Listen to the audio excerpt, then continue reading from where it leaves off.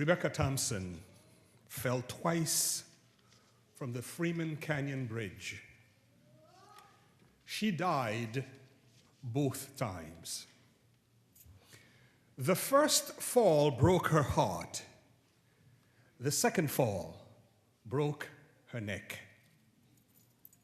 She was only 18 years old when she and her 11-year-old sister were abducted by a pair of hoodlums near a store in Casper, Wyoming. They drove the girls 40 miles southwest to the Freeman Canyon Bridge, a one-lane, steel-beamed structure rising 112 feet above the North Platte River. The men brutally beat and raped Rebecca. She somehow convinced them not to do the same to her sister Amy. Both were thrown over the bridge into the narrow gorge. Amy, her little sister, died when she landed on a rock near the river. But Rebecca slammed into a ledge and was ricocheted into deeper water. With a hip fractured in 5 places, she struggled to the shore. To protect her body from the cold, she wedged herself between 2 rocks and waited until dawn. But the dawn never came for Rebecca. Oh yeah, the sun came up, and she was found. The physician treated her wounds, and the courts imprisoned her attackers. Life continued for Rebecca, but the dawn never came. The blackness of depression lingered and lingered. She was never emotionally able to climb out of that dark, sunless canyon of depression. So on September 1992, 19 years later, she returned to that bridge. Against her boyfriend's pleadings, she drove 70 miles an hour to that North Platte River. With her 2-year-old daughter and boyfriend at her side, she sat on the edge of the Fremont Bridge and she bitterly wept. Through her tears, she retold her boyfriend the story another time. The boyfriend didn't want to see the baby watch her mother cry, so he carried the toddler back to the car. That's when he heard her body hit the water. And that's when Rebecca died, her second death. A death precipitated by depression. A dark night whose sun never rose. The sun never dawned for Rebecca. This morning, I want to start a 2-part sermon on the subject of depression. Part 1 today, part 2 will be coming soon. This sermon comes out of a testimony that Norma Coleman gave 2 weeks ago that moved me. And as I sat there and heard her tell her story of her son and his depression and his suicide, I thought to myself, why is it among Christian circles we don't talk about this? It's almost like we're afraid of talking about depression and suicide. Today, I want to give you a Christian perspective of depression. I want to tell you, Pearl asked me this morning, so how do you feel about your sermon today? And I looked at her, I said, okay. And she gave me the look, okay. And I explained to her that I am so frustrated because there's so much to be said about depression, but I only have so much time. So I'm going to give you an overview. And today's sermon is about having you become sensitive to the issue that Christians face every day. Okay? Depression is a very, very serious issue. And today I want to introduce you to a few biblical characters who were depressed. The Bible doesn't miss words about depression. There's a specific person by the name of Elijah. And you can read his story in 1 Kings chapter 17 through 19, where you see Elijah go through a series of events that triggered his depression. Today, I want to spend the time talking about what does God do with you when you get depressed. I won't get too much into solution today because I want to leave that for part 2, because part 2, I want to address more solutions to prevent depression, but also I want to talk about the taboo subject of suicide. How does God look at that? To begin, I want to show you a text from the Bible, which is one of the most depressive texts you will read from a very depressed man. If you'll put the PowerPoint up for me, please, we can read that text together. It is found in Psalm 31, verses 9 through 10. Here we go. This is David. And I've underlined some words. Be merciful to me, O Lord, for I am in distress. My eyes grow weak with sorrow, my soul and my body with grief. My life is consumed by anguish, and my years by groaning. My strength fails because of my affliction, and my bones grow weak. Is it depressed? Yeah. You will not find the word depression in the Bible, actually. But you'll find words like the one you just read, such words like downcast, sad, forlorn, discouraged, downhearted, mourning, troubled, miserable, despairing, brokenhearted. All those words in the Bible are talking about depression. The Bible have a lot of people who are depressed, and their stories are there. Let me name a few. Hagar, Ishmael's mother. Remember when she got kicked out? Sarah threw a fit after she created a problem. Then Hagar found herself in the middle of the desert with the sun, not knowing what to do. She was depressed. Moses was depressed. He told God, take my life. It's not worth it. Naomi lost 2 sons within a short period of time. She was walking back home. She was depressed. Hannah wanted a son forever, couldn't have one. She was depressed. Jeremiah. Have you heard of the book Lamentations? The man wrote a whole book about crying. Was he depressed? He had a depressive disorder. John the Baptist was depressed. Poor guy eventually lost his head. Judas Iscariot was depressed. He committed suicide.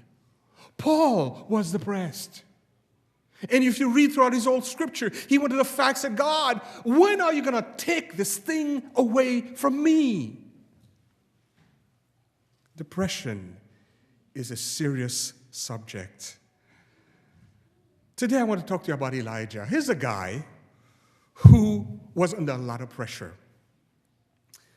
He went against the most wicked pair of leaders you could find anywhere. On one hand, you have King Ahab, no backbone. On the other hand, you have Jezebel. She wears the pants of the family and the pants of the kingdom. She is the boss. And Jezebel is the kind of woman you do not mess with. She kills people. And she's made it her specialty to kill prophets. So much so, for the prophets to escape from her, they had to hide them. So Elijah goes against Jezebel and ends up on a mountain with 450 of her favorite mentors. These are the prophets of Baal that she puts in charge of running the land. 450 of them. And they have a competition. They lost. They all died. King Ahab, the weakling, goes back home to Jezebel. He says to her, guess what happened, honey? What did you do, Ahab? Well, it wasn't really me. It's that guy Elijah. You mean that prophet that you couldn't handle? Yeah, him. He killed 450 of our prophets. He did what? Jezebel blew a fuse, and she said, I give him 24 hours, and he's a dead man. Now, folks, if you're Elijah, right? You just, through God's help, got rid of 450 bad men. Through God's help, you brought fire from heaven, a fire that burned water. Through God's help, you ran for about 7 miles faster than a chariot. Through God's help, you would all that. So if Jezebel says to you, I'm going to kill you within 24 hours, all you have to do is say, yeah, right. What did he do? You read the word. He ran like a scared rabbit. And at the end of his run, he looks up to God. Life is not worth it, God. Kill me. He's depressed. Like so many great leaders, Elijah requested that he be allowed to die. Bible tells us he sat down on the solitary broom tree and prayed that he might die. I've had enough, Lord, he said. Take my life. I'm no better than my ancestors who have already died. Have you ever felt like that? Maybe you're not bold enough to admit it in public, but sooner or later we feel like, you know what? This is not worth it. I have tried this. I've tried that. This is not working. This thing called life is not working. And then we go on and on and on in our misery till we become depressed. Elijah was saying, I'm so depressed, I feel as good as dead. Ended, God. Take me out of this misery. He carried a burden that seemed to be so heavy for him. Remember Jonah? Jonah would rather die than have the Ninevites repent. I already talked to you about Jeremiah. All these great men of God who came to a point where they hit depression. Every human being can get depressed. Elijah was tired, he was hungry, and folks, he traveled 300 miles in the worst desert on this planet. Was he depressed? He was gone, running away from a woman he could have defeated with God's strength. But you see, depression, when it gets that level, becomes irrational. There's no logic to it. It's something that happens inside of you. Elijah's heart was filled with unbelief. It's interesting that Jezebel, as described in the Bible, is a bully. What do bullies do? They scare you. Come on, Jezebel, in a way, was afraid of Elijah. If he was able to destroy 450 of her prophets, who's she? He could take her out too. But she decided, you know what? I'm a bully, and I know how to scare people. And it worked. Elijah played into her hands. He ran, when if he stayed, God would have worked through him. Obviously, folks, Elijah didn't really want to die. Okay, does that make sense? Because if he wanted to die, all he needed to do was stick around. Jezebel would have taken care of him. You see how irrational depression is? In a depressive state, we make statements that are irrational. because we don't think rationally. Depression is not about having your brain in gear. It is an emotion. I'm going to describe that a little further. When the people had chosen to follow Elijah and kill the prophets of Baal, they made statements about God being their king. My thinking is Jezebel was probably afraid that there was going to be a revolution against her. Hence, her fear. Hence, her threats. When you become depressed, self-pity take over. And psychologists describe this as depressing. Not depressing in the sight that self-pity is depressing, but you're depressing yourself by staying there. That's what happened with Elijah. And sometimes something triggers your depression, and then you get into self-pity. It goes deeper and deeper and deeper. And life gets darker and darker and darker. It's interesting that in religious circles, I've heard a lot of people saying that depression is a spiritual condition that can be cured by prayer. Okay, it's good to pray. But if you have a major physical illness, are you going to stay home and pray? You go and see the doctor, don't you? Depression is an illness. It's an emotional, mental illness. So when you are depressed, you may need to seek some help. Staying and praying is great, but God has allowed people who are there, who are trained, who can help you. And next time I bring this part 2, I'm going to show you how God did that for Elijah. But for today, let's get deeper into the whole issue of what depression is. There's no single cause for depression that's been identified. It's an interaction among genetic, biochemical, environmental, and physiological factors that play a role. That's why sometimes we talk about chemical imbalance can cause depression. Being around the wrong people can trigger depression. Having not something that you wanted to happen trigger depression. Being under a lot of pressure can cause depression. The World Health Organization named depression the second most common cause of disability worldwide after cardiovascular disease, and it is expected to become number 1 in the next few years. Now, here's an interesting quote. Studies in Christian and Orthodox and Jewish groups reveal no evidence that the frequency of depression varies across religious groups or between those who attend religious services and those who do not. And here's the kicker.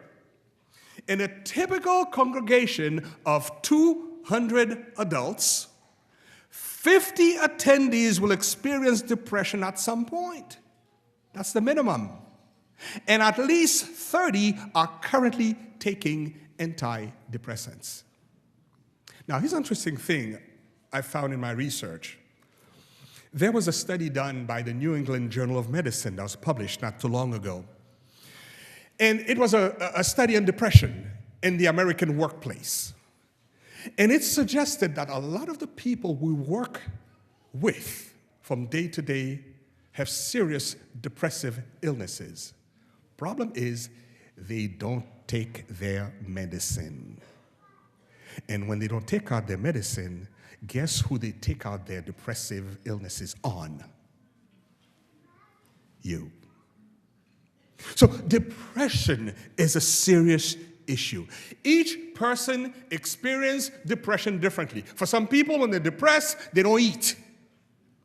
For some people, when they're depressed, they eat everything in sight.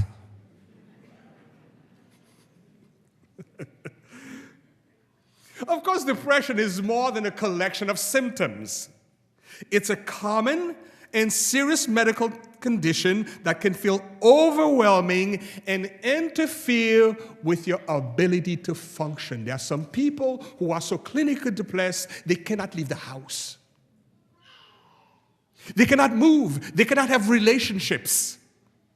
And sometimes they don't even know that they are depressed.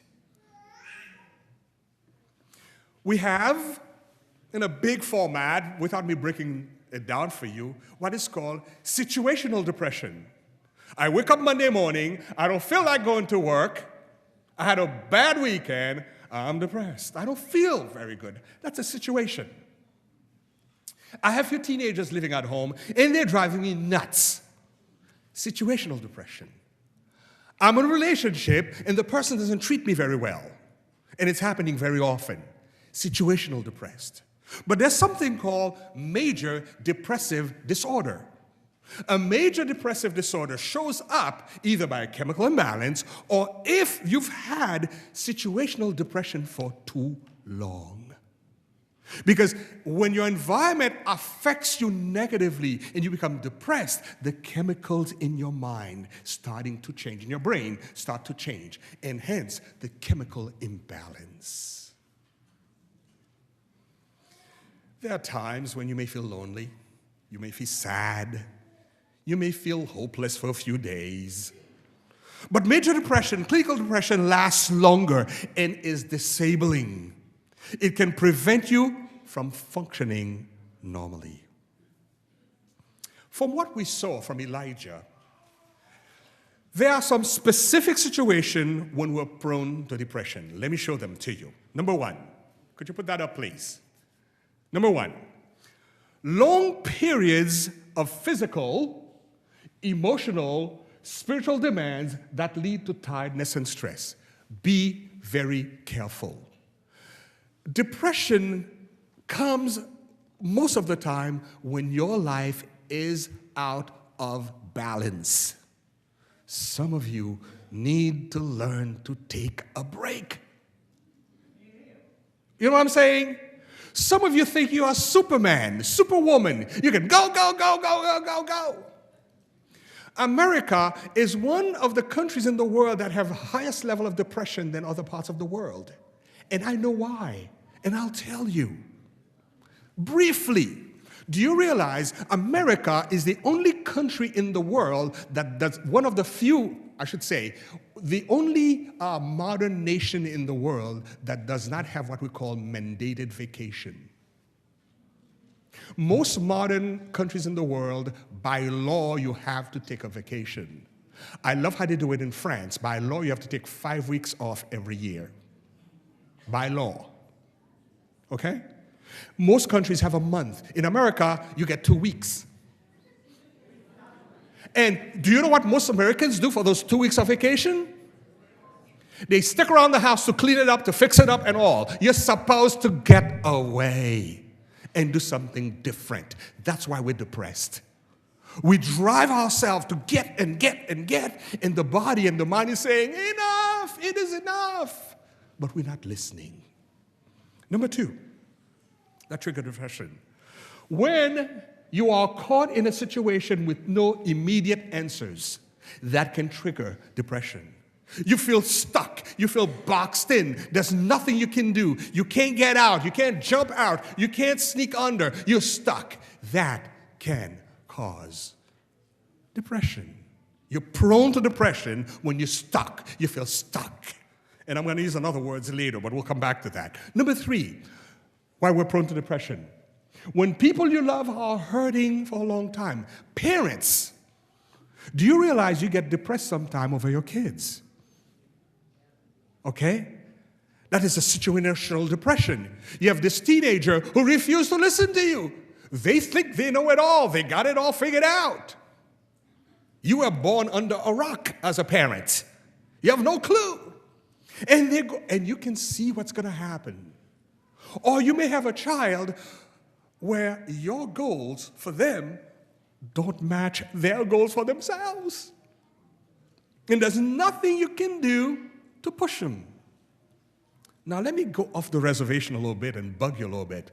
Sometimes some parents have adult children that they're trying to direct. Are you following me?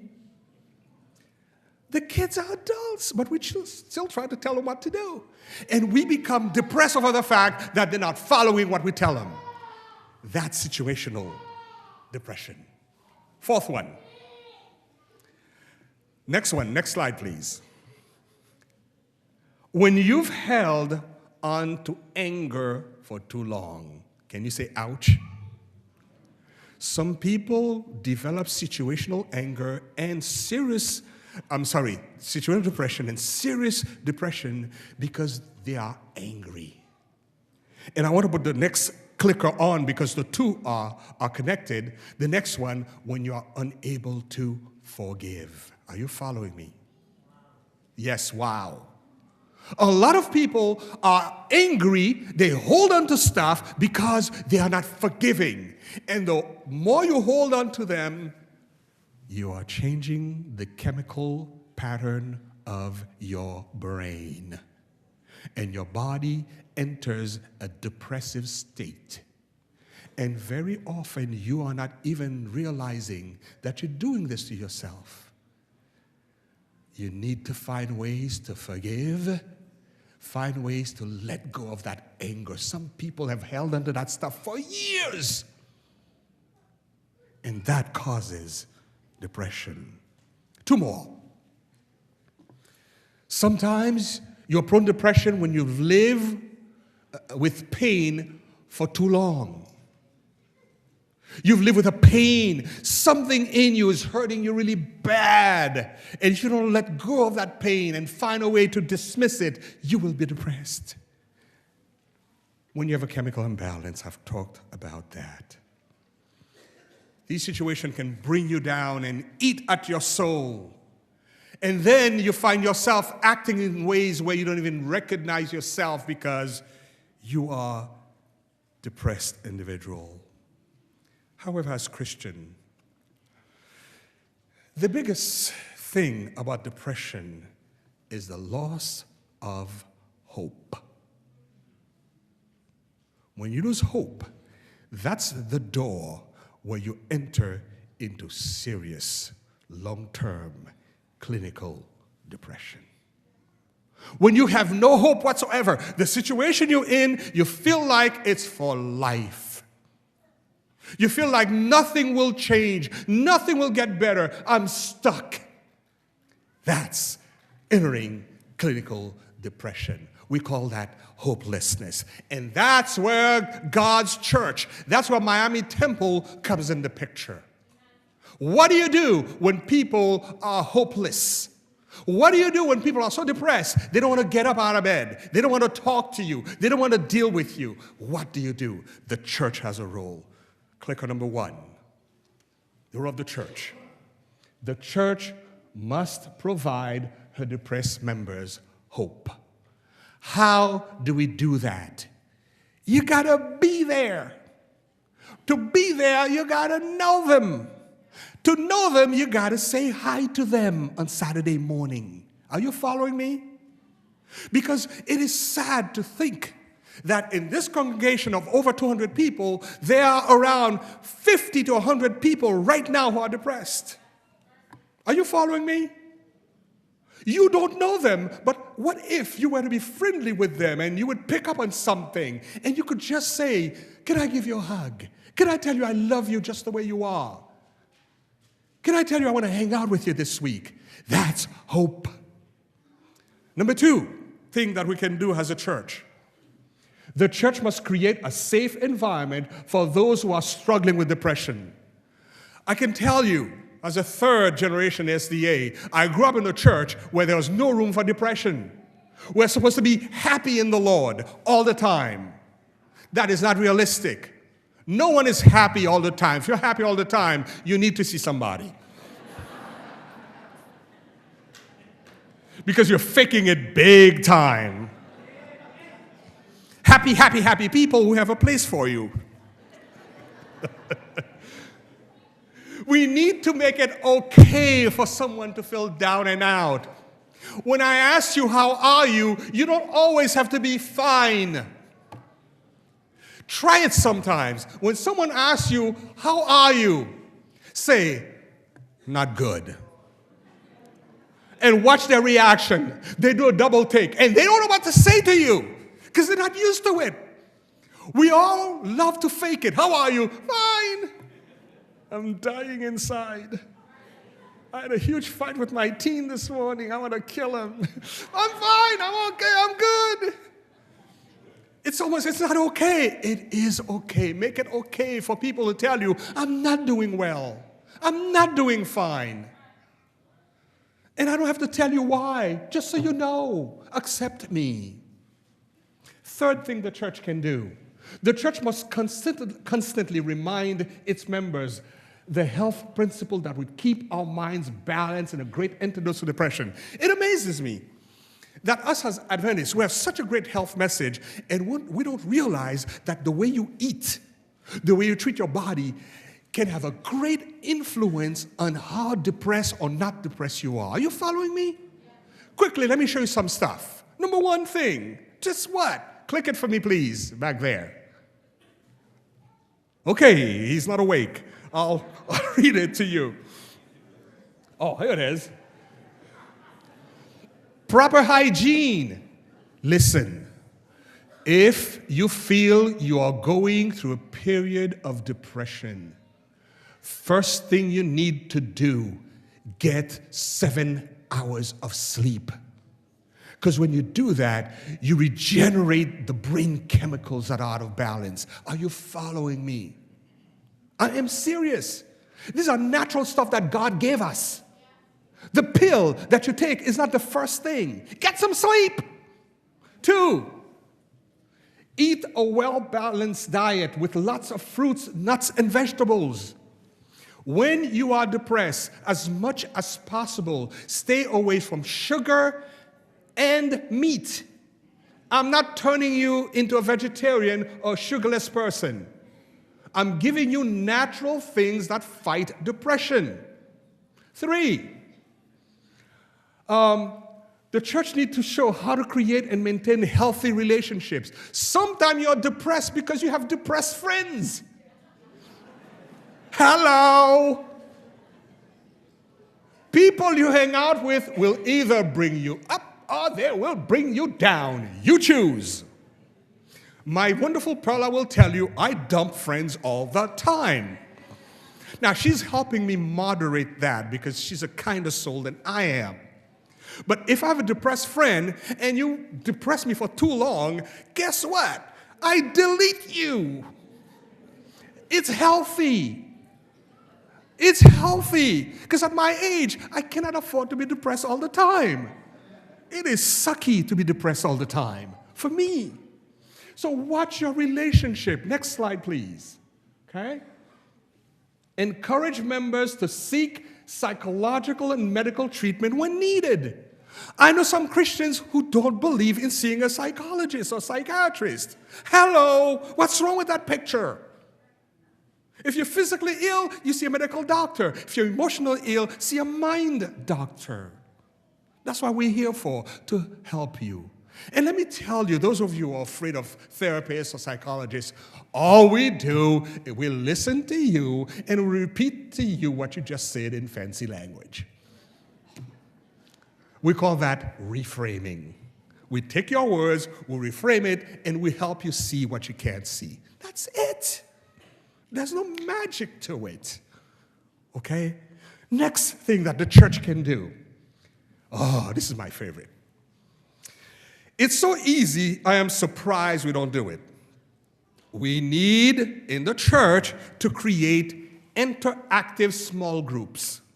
Please notice, one of the biggest need that the church, the person who's depressed, have is fellowship. Because notice when you're depressed, you want to be alone. What did Elijah do? He ran 300 miles to be alone. That's exactly what you don't need when you're depressed. The church must have interactive small groups. Let me give you some examples. Divorce and other recovery groups. Do you realize divorce is one of the most depressive times of your life? You want to be alone? No. Another type of small group, parenting groups. Do you realize that parenting can be hell sometimes? Sometimes those kids, you want to give them back where they came from. Too late. It's yours. So you need parenting groups, a support group in the church. So parents, you can hear that you're not alone. Next one. Relationship groups. Folks, some of us have no clue how to be a friend. You know why some people have such a hard time getting along with other people? They don't know how. What a discovery, huh? Not everybody you see who smile at you know how to relate to you. The church need to create groups to teach people how to relate, how to get along. We have different types of people in the church. It takes different type of tools. As your head elder, some of you rub me the wrong way. But I still like you most of the time. But I also learn when to stay away from you. You know what I'm saying? It's a technique I've learned over time. Sometimes you got to stay away. Even those of you who are married, you need to learn sometimes you need to stay away from your spouse. Some of us are like chihuahuas, you know, angry chihuahuas. Back off. No? You learn that in relationship classes. When to be close, when to be apart, when to take a break, and sometimes you need to say, time out. That's part of learning how to make relationships. We need to teach people that in the church because some people have no clue. Next one. Hello back there. Click, click, click. Bible study groups. Now, I know some people go, Bible study. But folks, it's amazing what happens in a Bible study group. I'm going to make a statement that somebody made at my house Wednesday night. I'm not going to call a name. I have a wonderful group that meets at my house every Wednesday night. It's a small group. Perla and I have to kick them out. They don't want to leave. They come, they eat our food, they take over our house. We love them. But you know why they don't want to leave on Wednesday night? They love us. They love each other. One of our members said this last Wednesday, and Perla's my witness. He says, you know, coming here every Wednesday night is not just about the Bible. It's like therapy. It is therapy. Not because I'm a therapist, but because that's the magic of groups. When you get together, you warm each other up. And wherever you are in life, this is why I deeply, deeply believe in small groups, because that's where we learn to be with each other.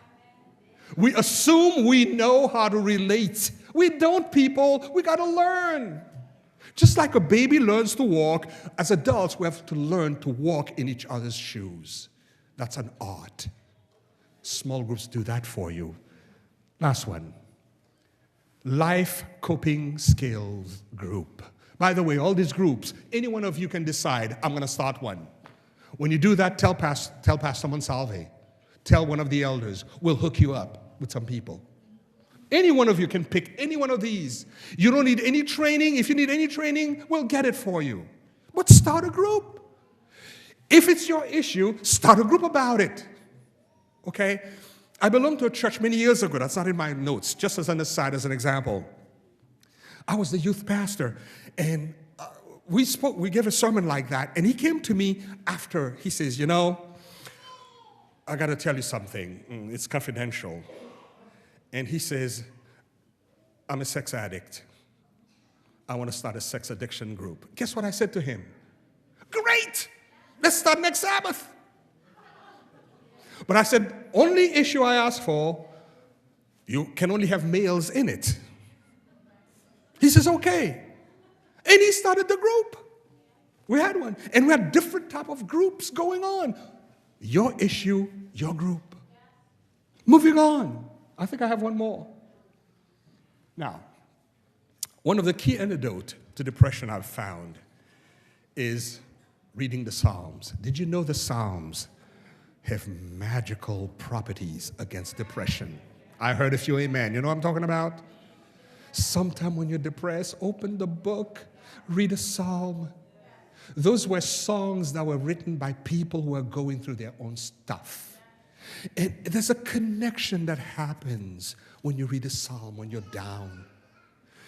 What I do, I read it out loud to myself. There's nobody in the house, just me. I'm walking around like a madman reading a psalm.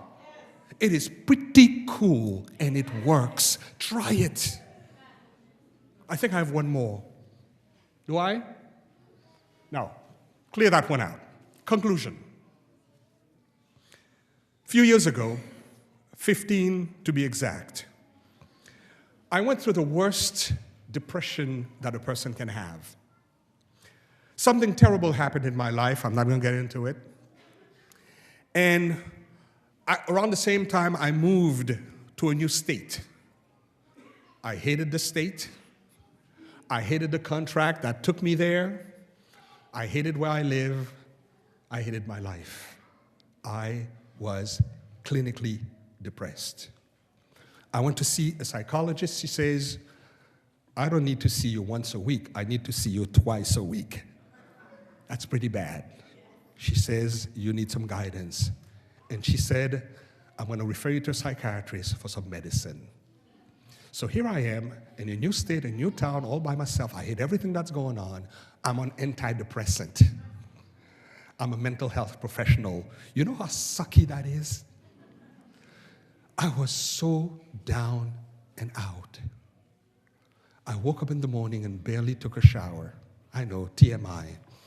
But I'm sharing you the depth of depression someone can get into. I crawled to work every day, came home. I had no friends. I was all by myself. All I could think about was my situation. I was stuck. Every Sabbath, I went to a different church. Didn't care for it. Then one day, I was going through the yellow page of the book. I made this prayer to God. I'm not saying it's going to work for you. It worked for me. I said, God, I need help. The medicine is keeping me alive, literally. But I need more than that. I'm drowning, Lord. So I went to a phone book and under churches, and I closed my eyes, went and put my finger. My finger landed in a certain church. Don't judge me, but it was not an SDA church. That Sunday morning, I got up and went to church.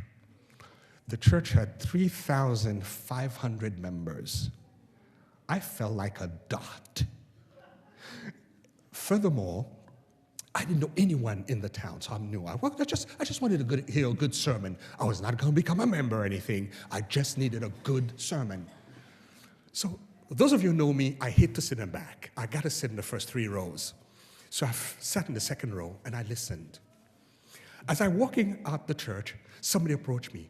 Hi, you new today. I've never seen you before. And being the smart aleck that I am, I may be depressed, but I'm still a smart aleck. I said to the person, 3,500 people, you're kidding, right? She says, no, we're set up for this. We're set up to recognize when someone is new. And she explained to me how they were, she said, spies all over the church, spying for new faces. She says, we don't want anybody walking here and feel lonely, so we are spies for the Lord. You are new. She says, you will not leave here today without me convincing you to come to my small group. I'm going, I don't know you. For all I know, you may be a criminal. He says, I don't care. You're still coming to my small group because you seem like a lovable fellow, and you're going to love our people. Try us just once, just one time. Come over. Let me tell you something. Over the next 9 months, that church nursed me back to health. That's the power of hope. They gave me hope. And the day came, my contract was over, I was leaving town, I told my small group I was leaving, so I'm sitting in my usual second row. By the way, I started attending, so I was going to church twice a week. Sabbath, I would do the Adventist church. Sunday morning, I was at Nazarene church, you know. And so I told my small group I was leaving, and they knew I was Adventist. They all knew because in their Bible studies, they had to contend with me and my theology versus theirs. And they love me. And the fact is, they love me. They know I kept the Sabbath. They know who I am. They love me anyway. They said, you may be an Adventist, but we still love you. And so my contract was over. I was moving back to where I knew people. So I told them, so it was the last Sunday. I'm sitting in church, and the pastor sits up to preach. He says, One of our favorite people is living today. Wilny Audain, come on up. 3,500 members, he knew me. Man, I was so embarrassed, and Wilny doesn't get embarrassed, but I was so embarrassed and overwhelmed. He had me stand up. He had the audience give me a standing ovation. Just because I'm me, and they do it for everyone who's leaving the church. This is the way they send you off with their love. When I left, my depression stayed behind. Are you that kind of church? When somebody walks in here, they're depressed. How do they leave? Think about that. Amen.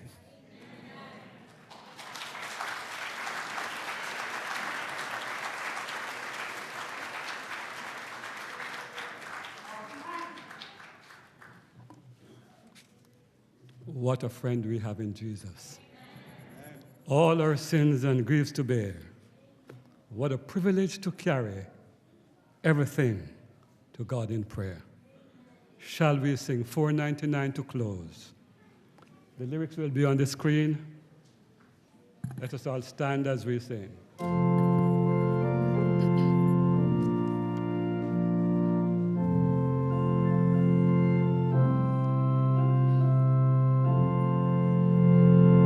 Everybody. What a friend we have in Jesus. All our sins and griefs to bear. What a privilege to carry everything to God in prayer. Oh, what peace we often forfeit. Oh, what needless pain we bear. All because we do not carry everything to God in prayer. Have we trials and temptations? Is there trouble anywhere? We should never be discouraged. Take it to the Lord in prayer. Then we find a friend so faithful, who will all our sorrows share. Jesus knows our every weakness. Take it to the Lord in prayer. Are we weak and heavy laden? Come, but with the Lord of care. Precious Savior, still our refuge. Take it to the Lord in prayer. Do thy friends despise, forsake thee? Take it to the Lord in prayer. In his arms he'll take and shield thee. Thou wilt find a solace there. Father God, this morning I pray for those among us who are going through a valley of depression. Father, I pray that someone will reach out and touch them today. I pray, Father, that they will reach out and find a group where they can belong and feel the warmth of your love through your people. Father, I pray that this church, Miami Temple, will become a church where the depressed find hope. Because that's what you offer. That's what church is about, Lord, hope. I pray that you will bring your hope in each of our hearts. And I pray that we will share that hope with someone else today, this week. And I pray, Father, that we'll become better people because you are a God of the depressed, of the hopeless. You have your arms open wide as a friend. Say, come, and I will give you rest. Thank you, Jesus. Now, bless us, guide us, direct us this week, I pray. In your sweet and holy name, and all of God's people said, amen. Amen.